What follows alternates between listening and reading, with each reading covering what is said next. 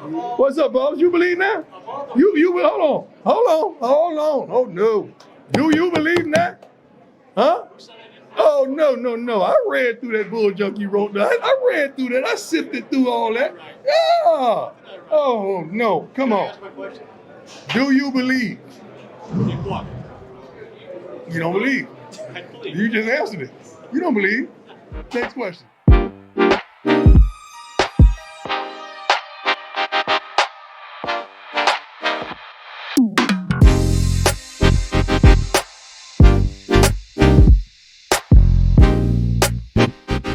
YouTube, what's happening? I'm glad to be back. It's your host, The Cloud, and it's above me. I'm glad to have y'all wherever you at. I'm sending you great vibes and positivity.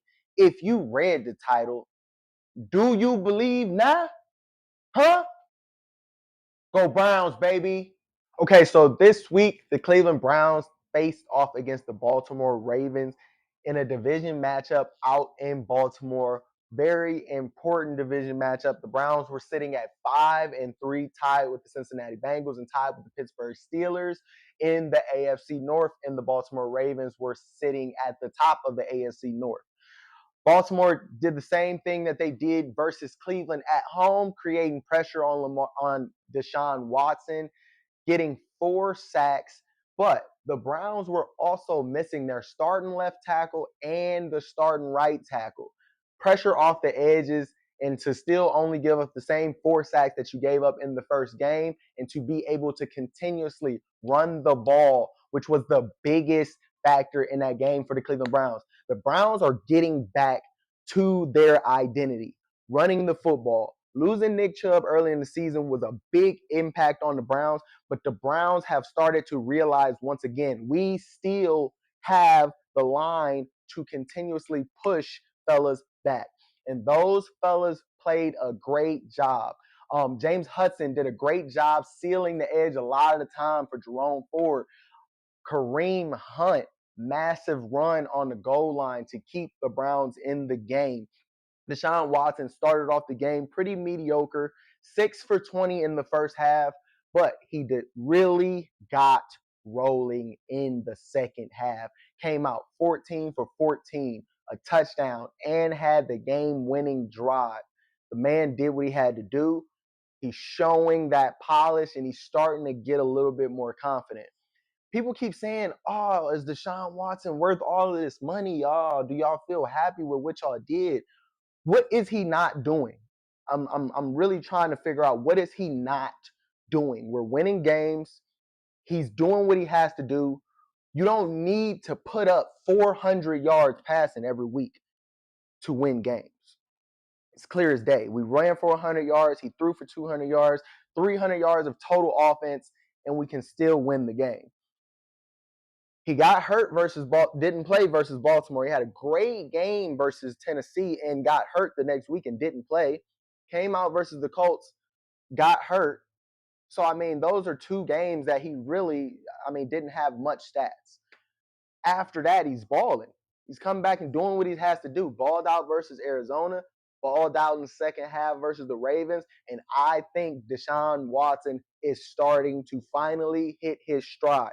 Amari Cooper is his favorite targeted receiver. They have a beautiful connection that the Browns need to continue to roll with and to sustain what they have right now.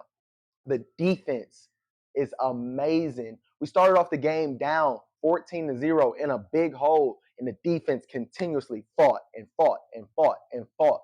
The Ravens, I'll give you credit. Zay Flowers is a nice, tough guard. And with Denzel Ward getting injured early in the game, it put our corners in a little bit of a stress. But Mike Ford stepped up off of the bench, smacked Lamar Jackson out of bounds, caught a pick before halftime, a really important pick to keep the Ravens off of the board and from scoring any more points.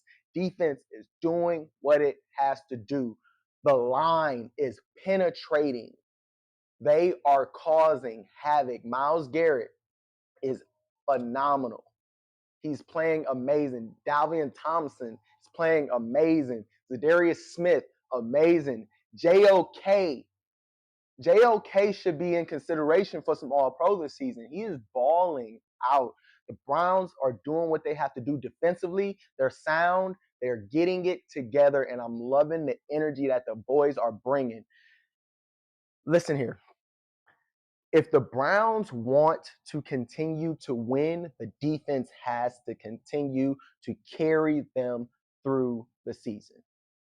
The Browns can only sustain this if the defense is going to continue to play like that. In the second half, the defense only gave up 14 points. After starting off giving up 17 points in that first half, they only gave up 14 points. The fellas are doing what they have to do, and I'm happy to see Deshaun Watson finally starting to hit his stride. The game-winning drive, he's poised, he's confident, he's sitting in the pocket, he's throwing the ball across the middle of the field accurately. He's throwing some dots, and I'm happy to hear that, to see that he is back. Deshaun Watson is back.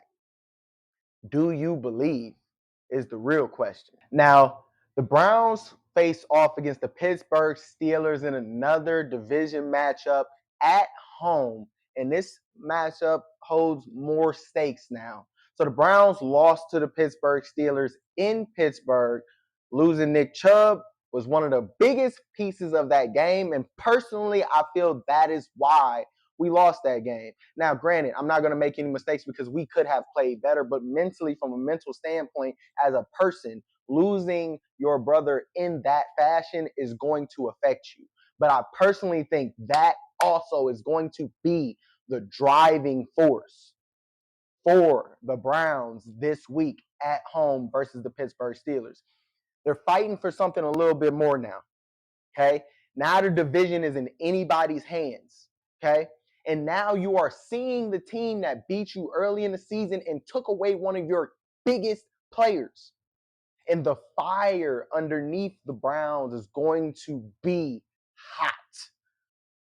And I'm telling you, the defense is going to show up.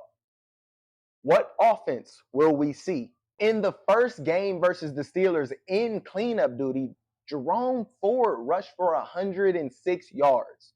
So we can rush the ball on them, and we're going to run the ball on them. But we have to use the run to open the pass up. Okay? We're going to need the rookie right tackle back this week tremendously to contain TJ Watt. But that still isn't the only factor. The Browns have to get rolling. They have to start off hot. They cannot start off in a deficit for another week. Playing catch up is not the way to go in the NFL. The Browns need to sustain drives, keep that defense off the field, and if you have to, play the field position game. The Steelers' offense is not good. They have no identity. The Browns' defense has to make them look one-sided. They have to look one-sided. This is going to tell who is the kings of the North. Who will be the kings of the North? I want it to be us.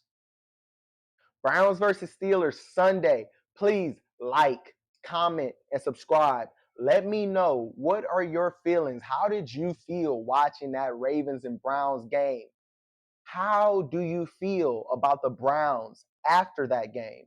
What are your thoughts on the Browns going into the Browns versus Steelers matchup? Please write in a comment your predictions. What do you think will happen? What do you think the final score will be? I appreciate you watching the content for the day. And always remember, never forget, it's above me.